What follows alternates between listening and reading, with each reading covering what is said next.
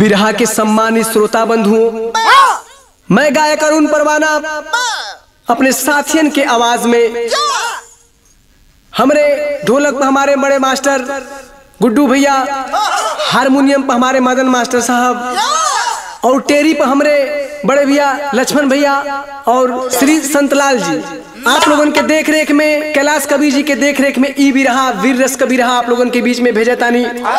SN studio के माध्यम से हमारे छोटे भाई सरवन जी के देख रेख में ई बिरहा आप लोगन के बीच में आवत बा। ई बिरहा सुनला के बाद आंख नम हो जाई, अजय कमजोर व्यक्ति बा ओकर खून गरम हो जाई, बाबू जी पावर बढ़ जाई। कबीर जी कहला कि मर्द कैसन होके के चाहिए, अच्छा मर्द अब पानीदार मर्द कैसन होला, ये वीर रस के बिरहा में आप लोगन के सुने के मिली।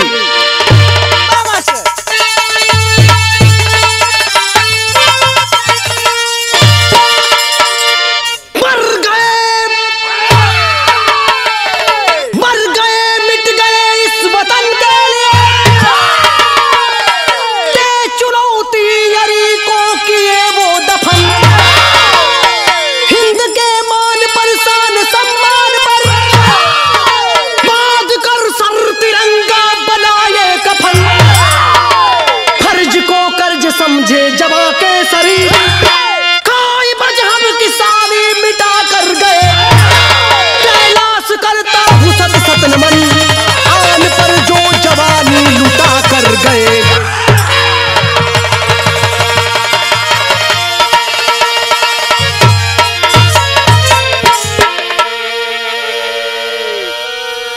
भारत माई के आजाद करे में कई लोगन का हाथ रहे।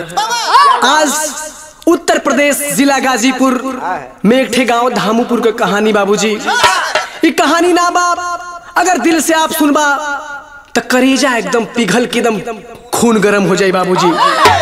एक ठे कव्वाली का टुकड़ा बा मास्टर,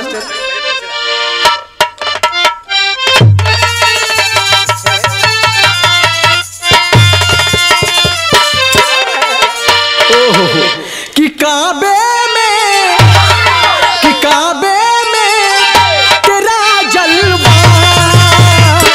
काशी में नजारा है, क्या बात है।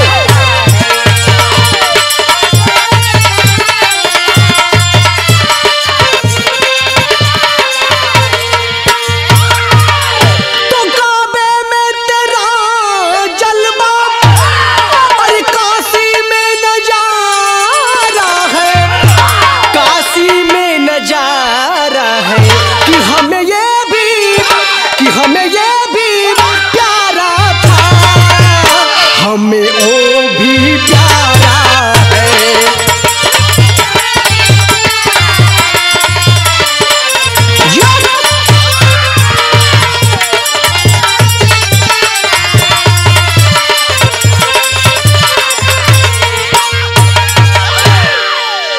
कवि जी ने अपनी कलम से भूमिका में भाव लिखा, क्या लिखा कि हिमगिरी सी छाती है, फौलादी बदन जिनका,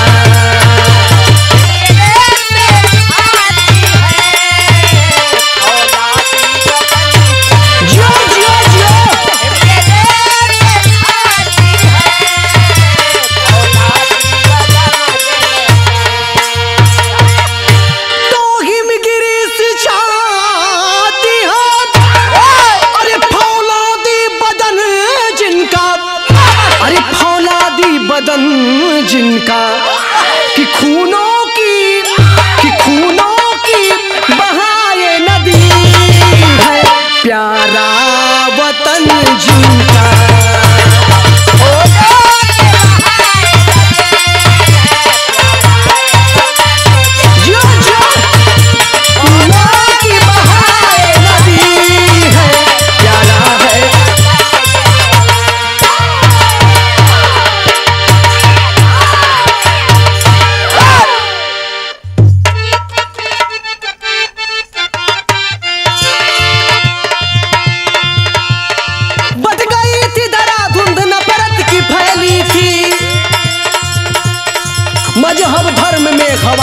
तब मैली थी।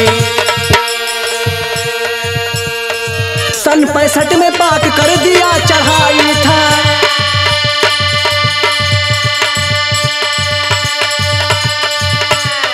शेर से करने आया गीदड़ तब लड़ाई था। जवानी जी जवानों को किए ऐलान कभी,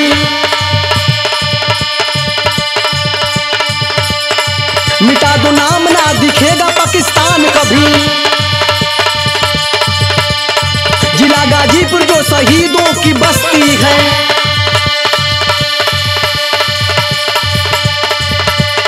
अब्दुल उस्मान की धामूपुर में कश्ती है। सुना बुलावा माता भारती बुलाई है, सुना बुलावा माता भारती बुलाई है। बागी के मन में देशभक्ति समाई है।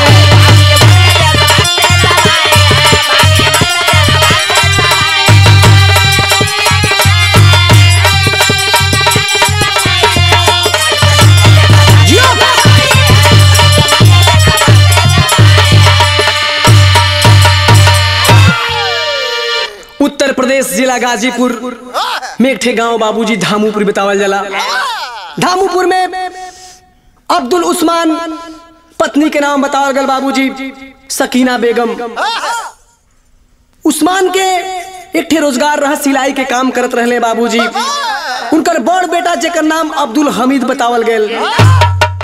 अब्दुल हमीद का पहले ही से मन रहा कि हम सिलाई का काम ना करब, वो दौड़ का काम कर, लाठी भाजे का काम कर, गुर्देल लेके चिड़ई मारे का काम कर, ऐसा काम कर। लेकिन अब्दुल हमीद का मन पहले ही से रहा कि हम सेना का जवान बनब, सेना में भर्ती होकब। पहले ही से मन में आशा लगल बाप। इतना सब गांवपुर के सुनत कहा कि उनकर पिताजी उस्मान जो बड़ा सिलाई के काम करेला, ये कहे ऐसा काम कर, सब तर्क लगाव। पहले ही से उनकर इच्छा रहा कि हम आर्मी में देश के सेवा करब, भारत माई का सेवा करब बाबूजी। उस्मान कहते हैं अरे बेटा कुछ काम कर लो, कुछ काम कर लो, काम कर लोगे तो भविष्य में तुम्हारा ही नाम होगा। बाबूजी उनके पहले ही से देश के सैनिक बने के जज्बा रहे। हमके भारत माई का सेवा करे के बाप, हमके देश का लाल कहाए के बाप। बाबूजी अब्दुल हमीद सयान भइले, उनकर शादी रचा गई बीबी रसूलन से। शादी भइल, शादी होखला के बाद जब समय आगे बीतत गई बाबूजी, एक दिन संजोग से बाबूजी अब्दुल हमीद की नौकरी मिल गई। और जब सीमा पर तैयारी कर जाए खातिर तब घर परिवार के लोग जुट के उनकर विदाई करत हो। एक ठे तरज लगल मास्टर,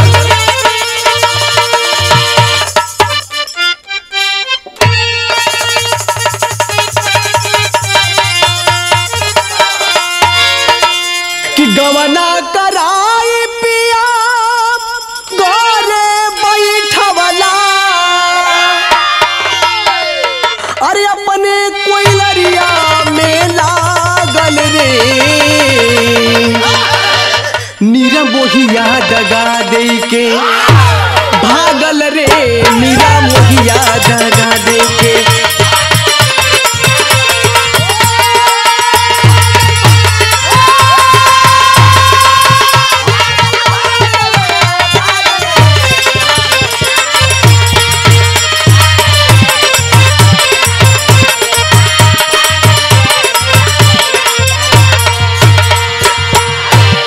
देशवा से बड़ा नागी धर्म होला जग में, कि देशवा से बड़ा नागी अरे धर्म होला जग में। अरे पीछे कदम ना हटैहा हो, मान सम्मान बचवा बढ़ैहा हो, मान सम्मान बचवा।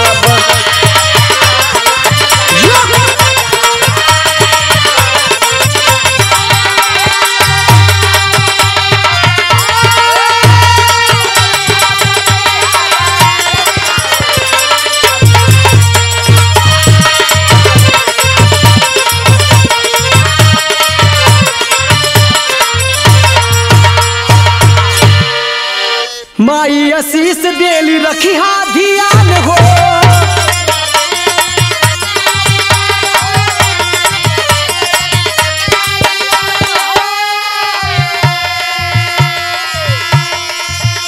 पत्नी कहेली रखी हसेनुरा के मान हो।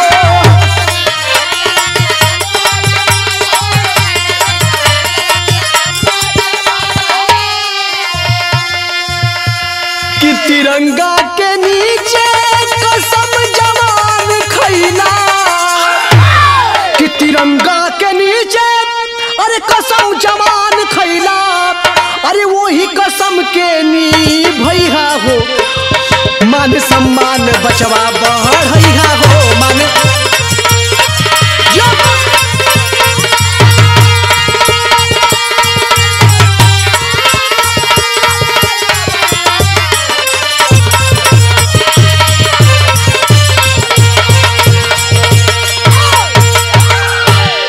बाबूजी सैनिक में जब भर्ती हो जाते हैं अब्दुल हमीद, जब घर से विदाई होती है बाबूजी अलग सोचत हो कि हमारे बेटा सैनिक बन गए। रसूलन बीबी भी सोचत हैं और साथ में उनकर माता रानी सकीना बेगम सब रोवत है कि हमार बेटा दुल्हरा बेटा सबसे बढ़िया हमार बेटा आज जात देश का सेवा करे।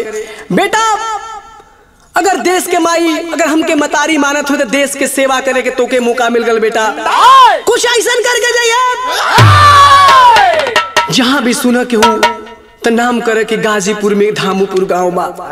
बाबूजी बेटवा का विदाई होते सब विदाई करत बा। आज जैसा ही रसूलन बीबी और साथ में उनकर पिताजी उस्मान जी विदाई करत बना, तब तक एक तरह लगल मास्टर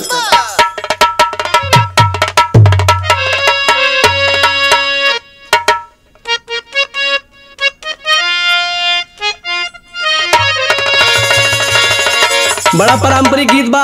गांवपुर में लोग तमाम लोग तरह तरह गावेले। कैसे गावेले? नीचे नरियरबा के मारी ऊपर श्याम गेना लगाई दा। कहीं से चली बा पश्चिम में तो वहां का मेहरारू अपने में धक्का मुक्की के गावली। क्या गावली? कि खड़े रहो मुरीली वाले, अरे खड़े रहो मुरीली वाले, गगरिया धरे दईल जाई।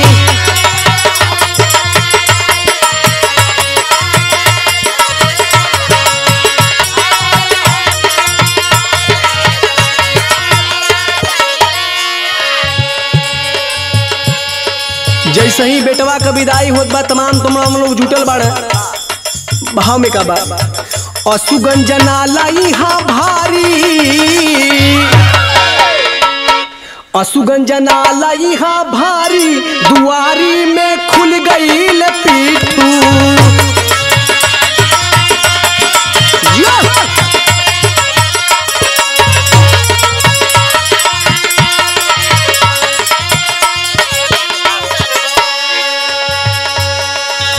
रहिया साइकिल के चैन टूट गई ले,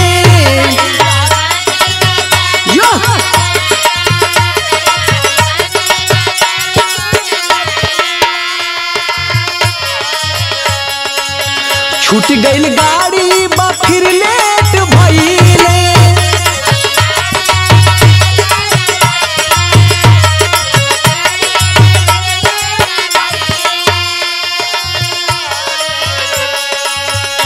कहे हमके बुलावे महतारी, कहे हमके बुलावे महतारी, दुआरी में खुल गई पीठू।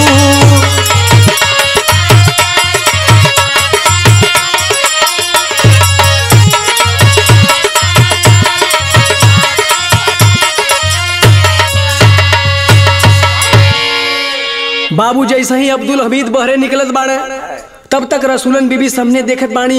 पहले के जवान लोग जब बहरे जाए, दुबई के लोग भी जाए तो पहले बोरा मती कपड़ा के बांध के उनमें से रस्सी लटका जाए। जैसे ही दरवाजा से बहरे निकलत हुआ तब तक जौन की रसरी लटकल रहे पिट्ठू में वो टूट गई रस्सी। रसूलन बीबी का थेरे सैया ये तो बहुत बढ़िया अपशगुन हो गल, रहदा तू मत जा। अब्दुल हमीद कहता है ऐसा नहीं हो सकता, संदेश आया है भारत माँ की सेवा करने के लिए, मैं जाऊंगा। आगे जब बाबूजी गए जैसे ही जवान वान लेके सब साइकिल पे बैठौले, साइकिल पे बैठा के लेके जात बा। गांव का कुछ लोग होलन दोस्त यार, अब्दुल हमीद के साइकिल बैठा के जैसे ही लगे साइकिल का चैन टूट गया। दोस्त लोग कहने के रे भैया ये तो एकदम अपशगुन हो गल। एक ठे अपशगुन तो तुअर दुआरी में पिट्ठू का रसरी टूट गई रही है, अब एक ठे साइकिल का चैन टूट गल। ऐसा करा कि हमन तुहार खास दोस्त है, जा तू नत जा बाबू, तू मत जा। कहता नहीं ऐसा नहीं हो सकता, मुझे जाना है। बाबूजी जैसे ही आगे बढ़ना तब तक दुल्लापुर स्टेशन पड़ला, वहां से ट्रेन जो रेलगाड़ी होले वो भी छूट गई। तीन अपशगुन हो गया। अरे रसूलन बीबी मना करी, असुगन की शंका भारी है, कल सुबह फिर जाना स्वामी समानो सारी उतारी है। अरे बीच सड़क पर बोले साथी, अरे बीच सड़क पर बोले साथी, मानो बात हमारी है, अब्दुल बोरा फर्ज बड़ा है, धरा बड़ी महतारी है। ये धरती माई से बड़ियार के हूं ना, इस सेवा करे के हमके मौका मिलल है। ऐसा जवान बाबूजी जिस दिन ट्रेन छूटती है उस रात को जाकर दुल्लापुर स्टेशन पर सोता है, लेकिन घर नहीं जाता है। केहू ऐसा नहीं है दुनिया में ना कर सकेला। अब्दुल हमीद के पास एक सबसे बड़ियार जज्बा देखे के मिलल बाबूजी। दुल्लापुर के 5-6 किलोमीटर बगल में धामूपुर गांव बा। अब्दुल हमीद चाहता तो जरूर घर चला जाता, लेकिन ऐसा नहीं हुआ। रात भर दुल्लापुर स्टेशन पर बैठ के ट्रेन का इंतजार कैले। नस नस में कई बात बसल बाकी भारत माई का सेवा करे के बाबूजी। बाबूजी जब इतना भयल तब तक एक तरह लगे मास्टर।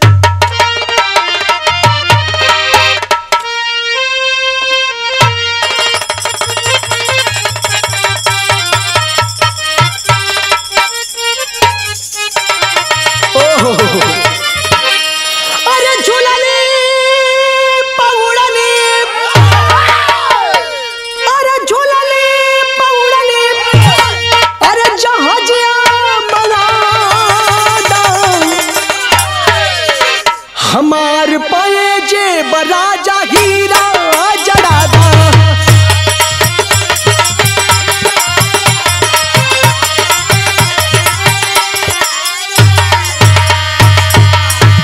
अरे चला वीर सरहद पर नमन कई के माटी, अरे चला वीर सरहद पर अरे नमन कई के माटी, अरे दुल्लापुर स्टेशन से भेज दिया डाटी।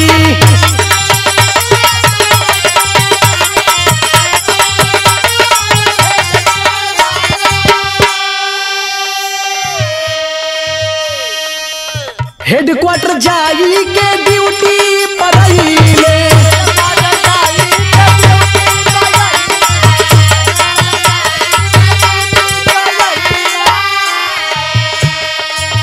टोली सजा के शेर चौकन्ना भइले।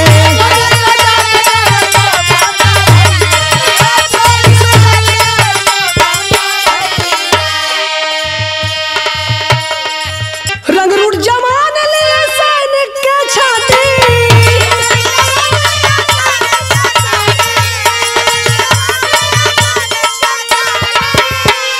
अरे रंगरूट जमान लिए अरे सैनिक के छाती, चला वीर सरहद पे नमन कई के माटी।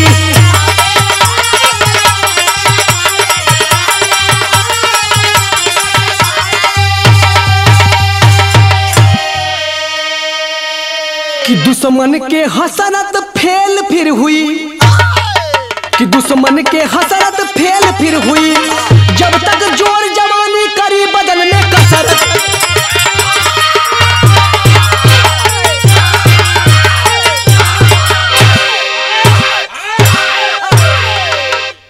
अच्छा बाबूजी जैसे ही घर से अब्दुल हमीद कबीराई भइल, रसूलन बीबी सामने खड़ा बाड़ी, कहला कि तुम बच्चों का ख्याल रखना, अगर अल्लाह चाहता है तो जरूर मुलाकात होगी। बाबू जैसे ही गए रास्ता में आप लोगों के बतौने 3-3 गो अपशगुन बोल, तब तक कोई जवान रात को दुल्लापुर बैठा रहा। जैसे ही सुबह ट्रेन आती है, ट्रेन पकड़कर सीधे सीधे जम्मू कश्मीर के क्षेत्र में चला जाता है, जहां पर सरहद बताओ जाला भाई पाकिस्तान और हिंदुस्तान का। वो सरहद पर जैला के बाद वो सरहदवा के बगलिया में एक गन्ना का खेत है बाबूजी। उस गन्ने के खेत में जाता है वह जवान और जाकर कुछ जवानों को सेट करता है। सेट करने के बाद घुसपैठियों का इंतजार करता है। अरे बात बात में जज्बाती बन, अरे बात बात में जज्बाती बन, भारत का लाल गर्जा है, चुका दो बारी आई है जो हिंद का अपने कर्जा है। फर्ज बड़ा न कर्ज सही, अरे फर्ज बड़ा न कर्ज सही, मजहब की मिटिया खाई है। फर्ज बीच खुदा अगर आए समझो उसकी मौत आई है।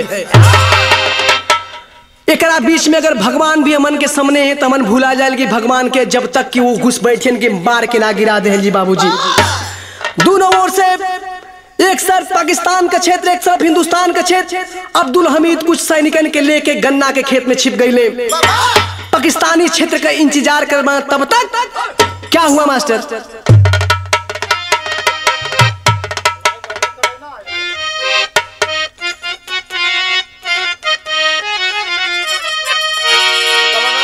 अरे हम गवनवा नहीं जा,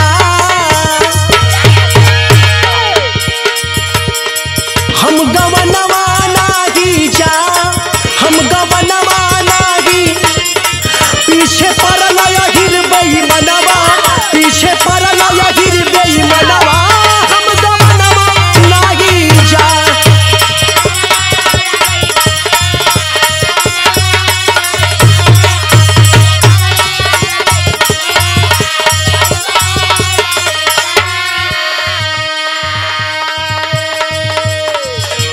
उगलत बयागी हो, टैंक उगलत बयागी हो, गर्जा हिंद के हमारे बागी, गर्जा हिंद के हमारे बागी, टैंक उगलत बयागी हो।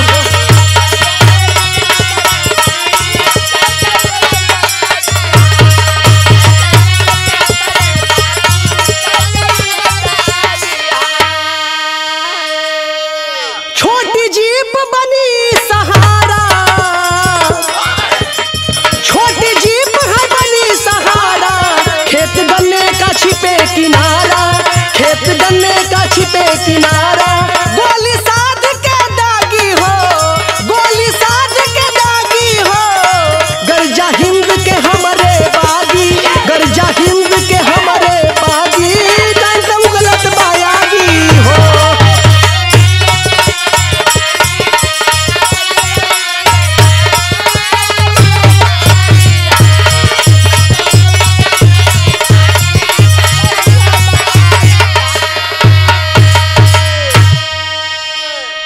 बाबूजी वो वीर अब्दुल हमीद गन माउंटेन जीप लेकर गन्ने के खेत में अड़ा रहा।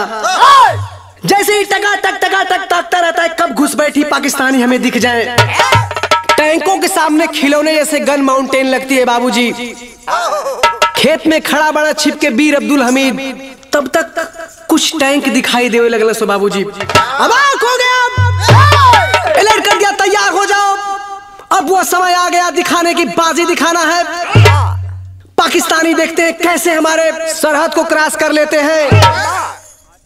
1962 में एक बार जब चीन का लड़ाई लगल रहा बाबूजी, तो उस समय भी अब्दुल हमीद उस समय शामिल रहे चीन की लड़ाई में। आज 1965 में भारत और पाकिस्तान की लड़ाई में वीर अब्दुल हमीद डटकर सामना करना शुरू कर दिया। सामना जब करना शुरू कर दिया बाबूजी, तब तक हुआ क्या?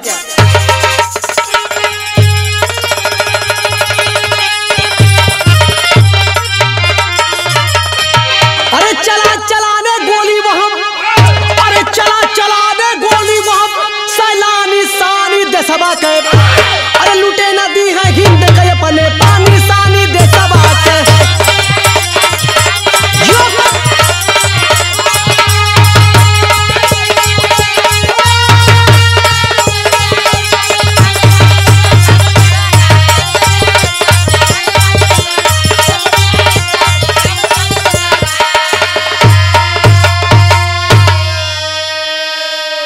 ग्रेनेड उठाकर पहला दूसरा तीसरा टैंक तोड़ा हो, चौथा पचमा छठवा सतमा पर भी बम फोड़ा हो। अरे अभिमन्यु जस लिखा वीर कहानी सानी देशवा के, अरे अभिमन्यु जस लिखा वीर कहानी सानी देशवा के। ज्वाला भरी है जिसके जोर,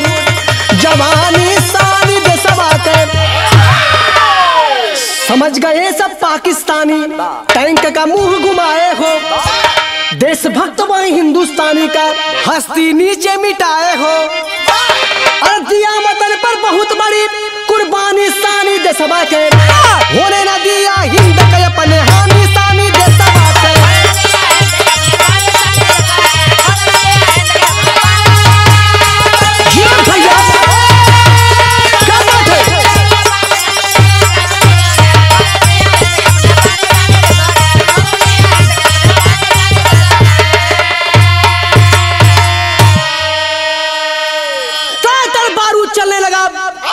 हमारे देश का, हमारे जिला गाजीपुर का, हमारे धामूपुर का एक शेर वीर अब्दुल हमीद ने 7 टैंकों को बर्बाद कर दिया।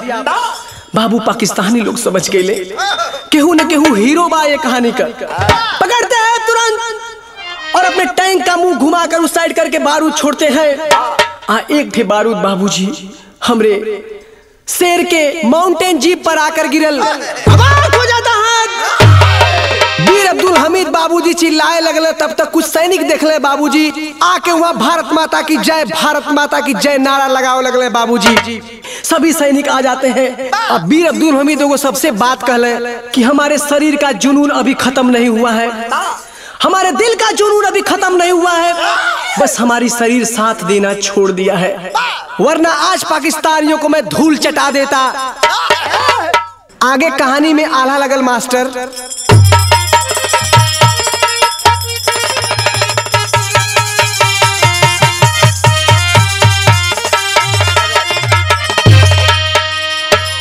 अरे मजहब बढ़ाना होला फर्ज धरती पर, आन पर गवाया वीर हंस हंस के जा।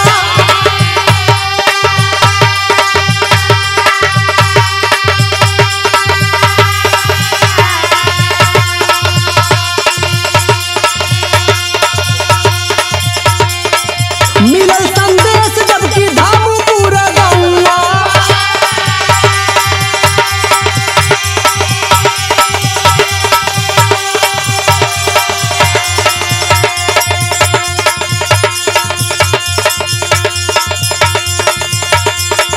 अब दुन वतनवा पर हुआ कुर्बान।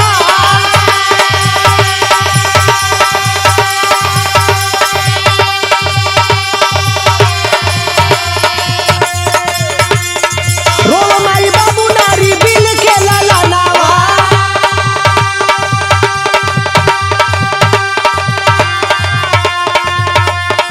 शोक में समाइल आज पूरा हिंदुस्तान।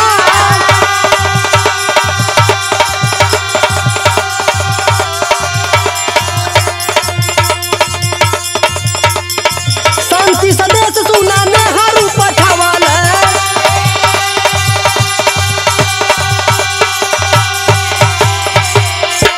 अरे शांति संदेश सुना नेहरू पठावल।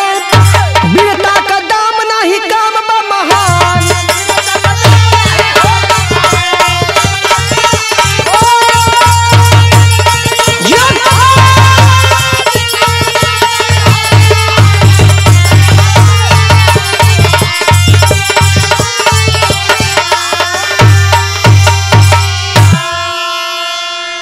हमरे वीर अब्दुल हमीद शहीद हो गए। जब घर खबर मिलल अवाक हो गए पूरा गांव, पूरा हिंदुस्तान अवाक हो गया, पूरा हिंदुस्तान अवाक हो गल। हमरे देश का लाल 7 टैंकन के बर्बाद कर देहलन। ऐसा शेर के हमरे हिंदुस्तान के तरह से नमस्कार बा, प्रणाम बा, सत सत नमन बा। बाबूजी जैसे ही लाश गांव में आई पूरा शोर हो गया कि अरे वीर अब्दुल हमीद शहीद हो गए, वीर अब्दुल हमीद शहीद हो गए।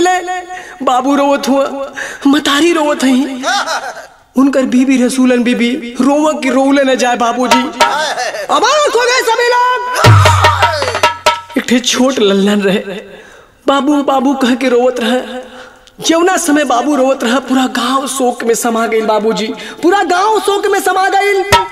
यह हमारा देश का लाल भारत माँ की रक्षा करते करते अपने प्राणों का न्यौछावर कर दिया।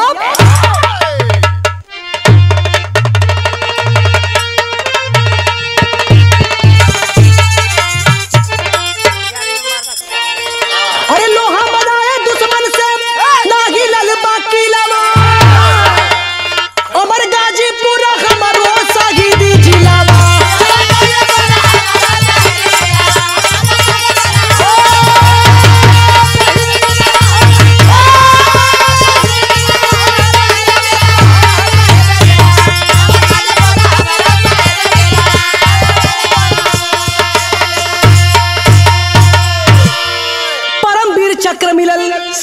के सम्मान हो, देश के बढ़ाया मान हो के कुर्बान हो।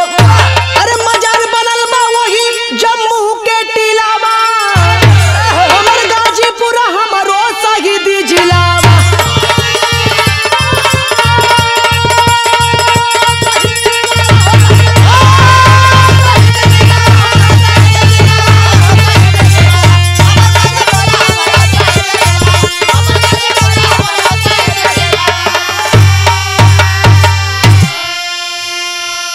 हमीद पार्क बनल बा धामपुर के नगरिया, सितंबर 10 के वर्षी को जुटे नर नरिया। अरे माई बाबू और पत्नी के फौलादी दिलावा,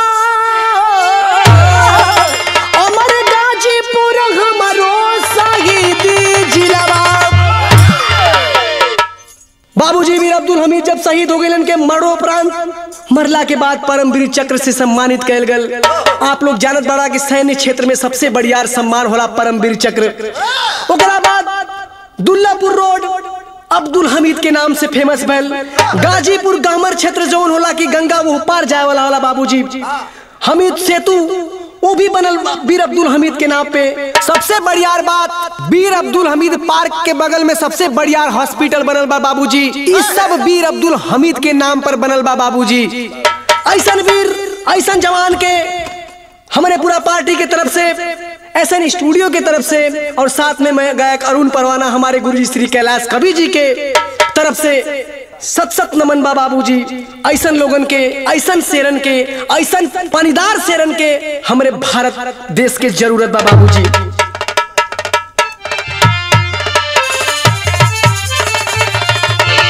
गुरु बिहारी, गुरु गणेश, गुरु राम लाल ललकारे। अरे राज नारायण दाव से सबको रमेश गुरु जी मारे हो।